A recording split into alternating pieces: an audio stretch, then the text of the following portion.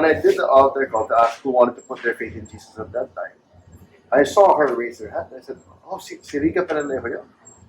And then so she raised her hand. And of course, at that time, 2006, she wasn't like the most wholesome name in the show business. So doon pa lang may judgment na sa akin. And she raised her hand and my first thought was, totoo ba yan? Itong mga artistang to, pag ganyan-ganyan lang, tapos babalik din naman sa dati. So super judgmental. Like that's how little I believed in the power of God. Or the power of His Word. Basta I really didn't think she was serious. I didn't think things would change. So I was just like, after that, she left. I never thought about it again. Never talked to her. And then I just found out she, nagbago talaga siya. God changed her life. And yeah, na-rebuke din ako ni Lord. Na-convict ako sa isang quiet time. Kasi nga, my view was, she's someone in church.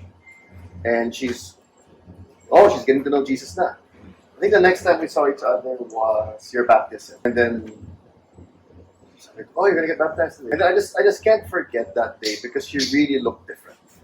And it must have been, 4 months later or 5 months later? She just looked so different from the when I saw her in May. So, wow, Lord, binago mo talaga to. And who am I to judge people?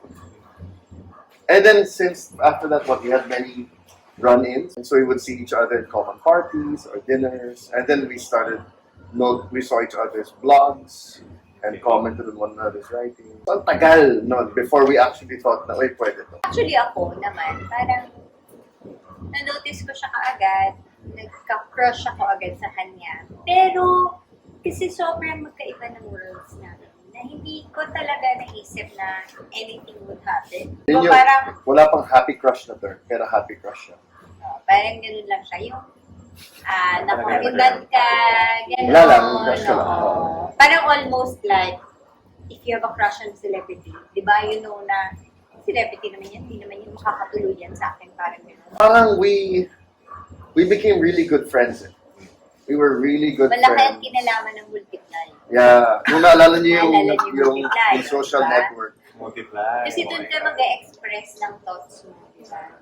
Tapos, doon niya lang nalalaman yung thoughts ko. Ako naman, nalalaman ko yung sa kanya.